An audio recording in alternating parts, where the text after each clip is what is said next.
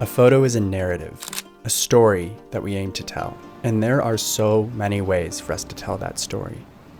Amongst our many tools is the concept of central framing, an idea that gets nowhere near the attention it deserves, but I deem absolutely essential.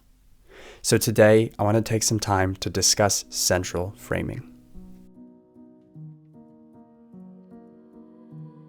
Photography, like any other creative pursuit, is a trained skill. When we begin, we need to build our base, the fundamentals that we will ultimately use to not only visualize the ideas that we want to create, but go forward with creating them. We start with concepts like the rule of thirds and the golden ratio.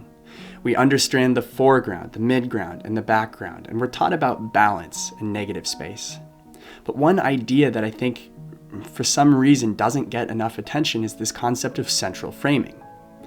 And it's ironic to me because in many ways it's about as simple a concept as there is, and yet it can be transformative when used correctly.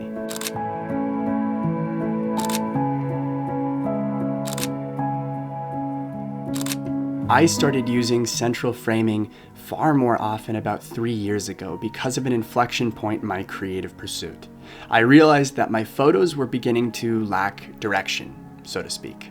It's not that they were bad, but it's that the subjects I was capturing didn't command the power that I wanted them to. The narrative wasn't shining through in the way that I, saw it in my head.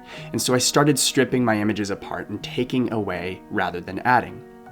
I took things from the foreground, I took things from the background, and I focused on giving my subject as much clarity as possible. And in that process, central framing became a bit of an instinctive act. At first, the images may have looked a little boring, but in time, I feel that the power they commanded actually grew and grew and grew, and I began adding things back in, such as light, such as background details, such as foregrounds. But the concept of central framing was paramount in creating a simplicity in my work that ultimately made it far more powerful.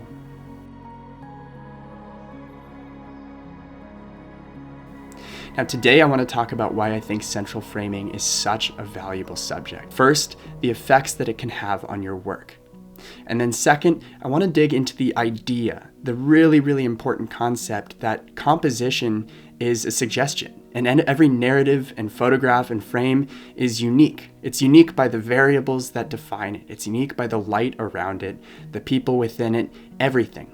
And there is therefore no concept that should take precedent in any given moment.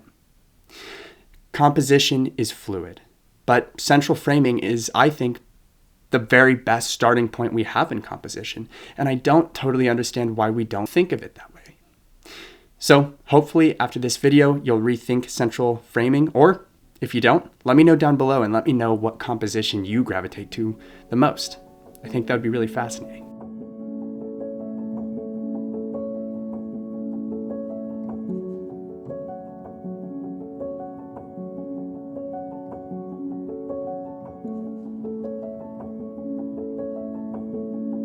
I believe there are 4 key things that central framing can do for your photography, and I'll break them down one by one.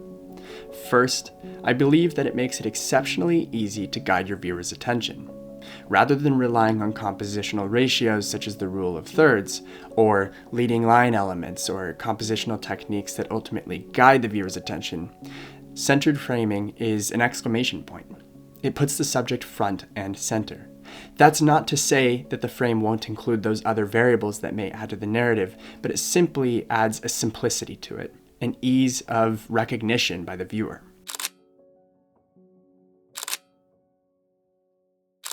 Now the second effect is environmental clarity. In a centered frame, there's equal amounts of the environment on either side of the subject, which adds a level of immersion. The subject exists within a very clear space because that space is fully surrounding the subject. This makes it easy to bring in the environment, to make it very clear where this subject is, and ultimately to help cultivate a narrative based on that setting. This is why it's really common in cinematography, because it's a great way to build a set, to tell where people are, and to give a sense of position for the subject in that scene.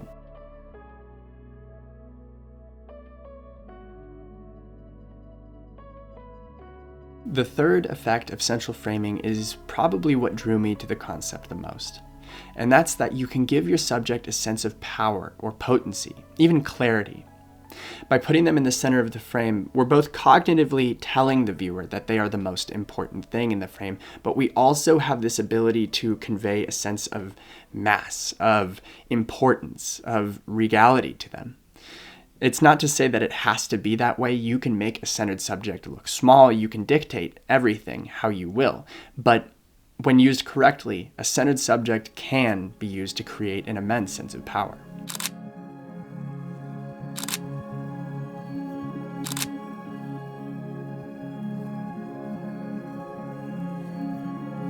The fourth and final effect of centered framing is that we can introduce a sense of interest while maintaining minimalism.